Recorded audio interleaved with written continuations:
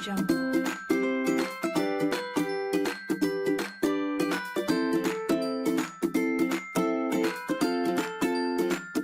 Audio Jungle. Audio Jungle.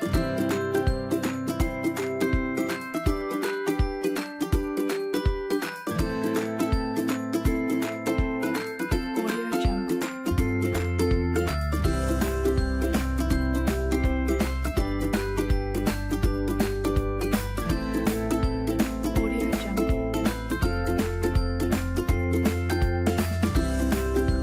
Assalamualaikum warahmatullahi wabarakatuh. Waalaikumsalam warahmatullahi wabarakatuh. Ya, Bapak Ibu, alhamdulillah kita sampai hari ini masih diberikan kesehatan, keselamatan sehingga kita bisa melaksanakan IHT hari ini. Sebelum kita mulai, mungkin ada Bapak Ibu yang mau memimpin doa, silahkan. Baik Bu, Ya, silahkan Pak.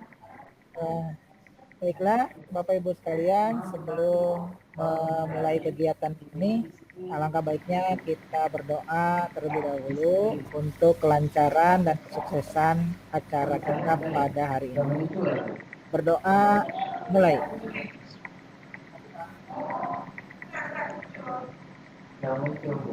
Doa selesai. Ya. Mangga dilanjut. Iya. Bu Ayu. Ya, terima kasih. Sebelum mulai, saya mau ada satu pertanyaan nih buat Bapak Ibu, biar nggak tegang. Mungkin udah pusing juga ini materi-materi yang dari kemarin-kemarin. Saya punya satu pertanyaan. Jawaban dari pertanyaan saya ini beraneka ragam, sesuai dengan masing nggak sama. Walaupun pertanyaannya sama, tapi jawabannya beda. Mau ya Bapak Ibu ya? Jawab dulu pertanyaannya ya. Siap Bu, siap Bu. Oke, disimak baik-baik ya Bapak Ibu. Kan nama dari anak Bapak Ibu Anda yang bukan kakak Anda dan bukan adik Anda. Jelas nggak? Sebutkan nama anak dari ayah, dari ayah dan ibu Anda yang bukan kakak Anda dan bukan adik Anda. Ayo, ya, ada yang Pak Rahmat? Saya Ya, apa Rahmat jawabannya? Rahmat Sodik. Iya. Rahmat Sodik. Iya. Yang lain udah paham belum? Pandang Pak Lili, Bu Aisyah? Oh, Endang Sulaem. Iya, Endang Sulaem. Lili Sartono itu. Iya, Lili Sartono. Agak Sama Bu agak Aisyah. loading. Ini ada loading ya. Ih, Pak Rahmat luar biasa, benar masih fokus ya. Mantap. Hebat Rahmat. Ya, itu sedikit intermezzo ya Bapak Ibu ya. Ya, kemudian baik, bisa kita mulai ya Bapak Ibu ya untuk materi hari ini. Siap Bu. Sebentar saya share seluruhnya. Bapak Ibu, mari kita mulai tentang materi hari ini, tentang profil pelajar Pancasila. Sebelumnya kita harus tahu dulu apa sih definisi tentang profil pelajar Pancasila. Ya, profil pelajar Pancasila adalah profil lulusan yang bertujuan untuk menunjukkan karakter dan kompetensi yang diharapkan dan menguatkan nilai-nilai luhur Pancasila peserta didik dan para pemangku kepentingan. Jadi, dalam kurikulum sekolah penggerak ini ada mungkin yang baru ya Bapak Ibu, mungkin secara istilah mungkin ya, karena kan sebenarnya dimensi-dimensi yang ada di profil pelajar Pancasila ini ada di pembelajaran, cuman mungkin kurang terperinci seperti itu. Mungkin itu yang kita sharing aja ya Bapak Ibu ya, kurang lebih sih seperti itu. Jadi profil pelajar Pancasila ini diharapkan dapat terwujud di lulusan-lulusan kita nanti, di anak-anak didik. Nah, 6 dimensi dari profil pelajar Pancasila itu apa aja sih Bapak Ibu? Nah, yang pertama adalah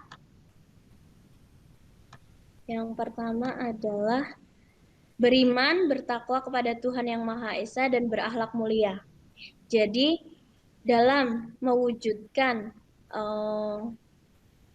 profil pelajar Pancasila, peserta didik diharapkan mampu beriman dan bertakwa sesuai dengan agamanya masing-masing. Kemudian peserta didik juga tidak hanya berakhlak ataupun beriman kepada Tuhan Yang Maha Esa, tapi dia juga berakhlak terhadap dirinya sendiri, berakhlak baik terhadap sesama manusia, kepada alam, dan juga dapat berakhlak baik terhadap negara kita sendiri, negara Indonesia. Jadi beriman dan bertakwa di sini tidak hanya tujuannya maksudnya kepada Tuhan Yang Maha Esa, tapi juga kepada diri sendiri, sesama manusia, dan kepada alam. Mungkin kalau dalam istilah Islamnya, habluminallah, habluminanas, dan juga kepada alam lah ya. Seperti itu Bapak Ibu. Kemudian untuk dimensi yang kedua yaitu berkebinekaan global. Jadi pelajar Indonesia yang berkebinekaan global memiliki identitas diri yang matang, yang mampu menunjukkan dirinya sebagai representasi budaya. Jadi sekarang fenomenanya sangat beragam ya Bapak Ibu, terutama mungkin saya juga budaya-budaya asing itu sudah masuk ke anak-anak didik kita.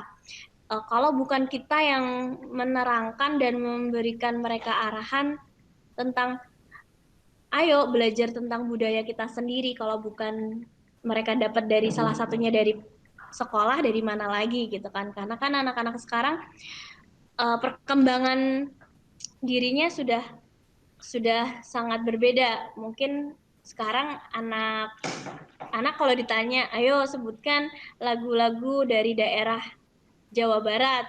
Nah, mereka pasti mikir, jangankan itu hal yang kecil ya Bapak Ibu, tentang kalau untuk menyanyikan lagu Indonesia Raya mungkin masih apa ya Bapak Ibu. Kalau menyanyikan lagu wajib nasional, nah kalau saya tanya di Bapak Ibu, kejadian di sekolahnya lah mungkin contohnya, itu apakah anak-anak hafal tuh banyak lagu-lagu kebangsaan? Gimana Bapak Ibu? Lagu-lagu kebangsaan atau lagu daerah? Mungkin ada yang mau berkomentar terlebih dahulu? Saya Ibu. Iya silakan Bapak. Iya silakan Bapak. Di sekolahan saya ini pernah secara spontan saya menyuruh siswa, ini kan kalau di awal pelajaran walaupun matematik saya suka iseng usil. Nah, sebelum mulai pelajaran, ayo kita nyanyikan dulu lagu wajib nasional. Misalkan lagu Berkibarlah Benderaku, anak-anak pada diem. Iya, benar ya Bapak. Itu salah satu lagunya itu.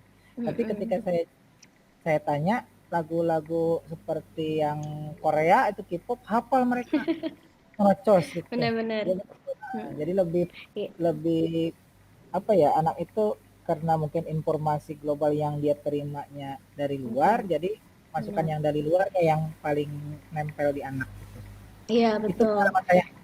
Iya, terima kasih Bapak. Mungkin cukup mewakili ya, karena di sekolah saya pun juga seperti itu. Bahkan setiap upacara hari Senin paling lagunya ya itu-itu aja, Halo Halo Bandung. Kemudian apa ya? Ya Berkibarlah Benderaku mungkin masih ini ya. Nah, mungkin itu sih gambaran tentang kebinekaan global ini ya. Jadi dalam kurikulum sekolah penggerak ini diharapkan siswa itu mengenal dan menghargai budayanya dan dapat berinteraksi, berkomunikasi antar budaya. Jadi tidak ada tuh mungkin kalau mungkin sekarang nggak terlalu terlihat ya Bapak Ibu apa ya maksudnya beda-beda ragam karena kan kita berbeda-beda apalagi kita di Jawa Barat termasuk saya ini melihat bahwa masyarakat Jawa Barat itu ya untuk perantau banyak ya Bapak Ibu ya. Banyak gitu apalagi berbicara tentang kalau di Jawa Barat berarti bahasanya bahasa Sunda gitu kan. Banyak yang mungkin anak-anak nggak paham gitu bahasa Sunda gitu kan. Nah, itu mungkin gambaran-gambaran bahwa lulusan-lulusan kita nantinya diharapkannya memiliki profil yang berkebinekaan global. Berarti mereka tidak hanya tahu tentang wawasan budaya, tapi mereka juga dapat menghargai bahkan saat mereka di luar mungkin nanti saat di luar Indonesia atau apa mereka bisa mengenalkan budaya Indonesia kepada kancah internasional. Mungkin seperti itu ya Bapak Ibu. Kemudian lanjut untuk dimensi yang ketiga dari profil pelajar Pancasila ini yaitu mandiri. Jadi siswa-siswa diharapkan mandiri dalam hal bertanggung jawab, memiliki rencana yang strategis, melakukan tindakan, dan mereka dapat merefleksikan proses dari apa yang sudah mereka dapatkan. Baik itu pengalaman belajar, pengalaman bersosial, ataupun mungkin pengalaman-pengalaman hidup lainnya. Jadi skill untuk mereka nanti terjun di dunia kerja atau di dunia masyarakat, mereka sudah mempunyai bekal gitu. Mereka mandiri gitu.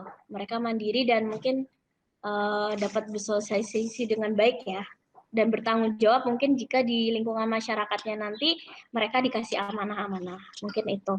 Kemudian profil yang keempat yaitu bergotong royong. Bergotong royong ataupun bekerja sama itu mungkin kalau untuk anak-anak kita udah biasa ya, maksudnya udah paham bahwa tapi nggak tahu juga nih, sekarang kan udah milenial ya Bapak Ibu ya, jadi kadang anak-anak tuh ada nggak sih yang mungkin nggak tahu di Bapak Ibu anak-anak yang di sekolah tuh ada yang acuh tak acuh, jadi apalagi sekarang dunianya gadget ya Bapak Ibu ya, sudah apa ya? Sudah beralih ke ya mereka pun ketemu pasti mainnya HP, benar nggak Bapak Ibu? Betul, Bu. Ya, jangankan anak-anak, mungkin orang tua kadang di rumah kalau udah di rumah ya masing-masing HP ya Bapak Ibu ya. Nah, jadi kebersamaan mereka mungkin kalau tidak apalagi sekarang lagi masa pandemi. Jadi kan untuk sosialnya, untuk bekerja samanya mungkin kurang ruang gitu ya untuk itu. Tapi alhamdulillahnya kan kalau untuk belajar kita punya ruang-ruang kolaborasi seperti ini ya Bapak Ibu. Jadi walaupun kita berjarak jauh tapi kita bisa dipertemukan dengan secara virtual. Kita masih bisa berkomunikasi secara virtual berkelompok. Nah, mungkin dalam pembelajaran kali ini pun seperti ini. Ya, mungkin itu yang keempat. Yang kelima lanjut ada bernalar kritis. Bernalar kritis di sini, jadi peserta didik diharapkan mampu mempunyai pemikiran yang objektif, yang sistematik dan juga saintifik. Dan juga mereka dapat mengolah informasi-informasi dari luar yang masuk ke mereka sehingga mereka tidak terjebak dengan hoax ataupun isu-isu yang berkembang yang tidak benar. Jadi mereka diharapkan mampu bernalar kritis gitu, mengetahui mana yang fakta dan mana yang tidak gitu ya. Itu penting sih Bapak Ibu untuk keberlangsungan untuk kedepannya, karena kan sekarang dunia udah serba digital, informasi mudah diakses, anak-anak sudah bebas mengakses segala macam informasi yang kalau orang tua pun tidak mengontrol, ya mereka akan bablas gitu ya. Makanya profil-profil sebelumnya mungkin itu berkaitan, seperti itu. Kemudian lanjut ke profil yang keenam yaitu kreatif. Nah, di sini profil yang atau lulusan yang diharapkan yaitu anak-anak dapat kreatif, dapat menghasilkan sesuatu yang orisinal, bermakna, bermanfaat, dan tentunya gagasan-gagasan mereka itu berdampak dan juga mereka aktif berinovasi tentang segala macam, entah itu dalam pembelajaran, dalam gagasan, atau mungkin dalam mengembangkan proyek. Jadi kreatif ini adalah salah satu mungkin tujuan ya dari kurikulum kita nanti ke depannya gitu. Lebih dikembangkan lagi, mungkin sudah ada tapi ingin dikembangkan lebih lanjut. Nah, mungkin itu tadi Bapak Ibu 6 dimensi profil profil pelajar Pancasila. Nah, ini mungkin rangkuman-rangkumannya tentang beriman bertakwa kepada Tuhan Yang Maha Esa itu berarti akhlaknya tidak hanya kepada Tuhan tapi akhlak beragama, akhlak berpribadi, akhlak kepada manusia, akhlak kepada alam dan juga akhlak bernegara. Nah, kemudian kalau untuk kebinekaan sendiri itu mengenal dan menghargai budaya, mengkomunikasikan dan interaksi antar budaya. Jadi mungkin antar suku harus akur seperti itu. Terus kemudian refleksi dan tanggung jawab terhadap pengamalan kebinekaan. Ya, jadi 5 sila itu harus diamalkan oleh anak-anak kita nanti ke depannya. Kemudian berkeadilan sosial. Kemudian bergotong royong berarti kolaborasi, kepedulian, dan berbagi. Kalau mandiri berarti pemahaman diri dan situasi. Kemudian regulasi diri. Kemudian bernalar kritis, memperoleh dan memproses informasi dan gagasan, menganalisis dan mengevaluasi penalaran, merefleksi dan mengevaluasi pemikiran sendiri. Kemudian kreatif, menghasilkan gagasan yang orisinal, menghasilkan karya, dan juga memiliki keluasan dalam berpikir. Nah, mungkin Bapak Ibu itu saja yang dapat saya sampaikan. Mungkin ada tanggapan atau ada yang mau disampaikan Bapak Ibu, silahkan. Oke, kalau enggak, ya ada dulu yang mau disampaikan, silahkan. Saya Bu. Iya, silahkan Pak. Saya Bu. Kalau membandingkan dengan kurikulum sebenarnya ini ya, dulu juga muncul kan karakter Iya. apa sih Rena Magoin ya. Bapak Ibu tahu ya Rena Magoin itu? Religius, nasionalis, mandiri, gotong royong, integritas itu ya. Rena Magoin. Cuman di sini mungkin ada tambahan ya. Di sini mungkin lebih ke abad 21-nya muncul yaitu bernalar kritis dan kreatif itu ya. Kalau berkebinekaan global seperti sama dengan ya. nasionalis mungkin ya. Sama, cuman istilahnya aja kali beda. Sama Pak, kurang lebih. Jadi yang dimunculkan di kurikulum seperti ini adalah tadi mungkin yang lebih ininya nasionalis, nalar kritis dan kreatif ya. gitu ya. Ya, baik, terima kasih. Ya, Bu, tapi ya, sebelum terima kasih Bapak. Mungkin sebelum itu bisa disebutkan lagi Bapak Ibu tadi profil pelajar Pancasila yang pertama apa Bapak Ibu? Beriman dan bertakwa kepada Tuhan Yang Maha Esa. Ya, berkebinekaan global dulu ya, mandiri, ya. Mandiri, gotong royong, bernalar kritis dan kreatif. Berpikir kritis. Ya, oke, sip. Bernalar kritis dan mungkin itu kreatif. saja ya Bapak Ibu yang bisa saya sampaikan. Kurang lebihnya mohon maaf. Akhir salam. Wassalamualaikum warahmatullahi wabarakatuh. Waalaikumsalam warahmatullahi wabarakatuh. Aduh, maaf, sholat dulu tadi.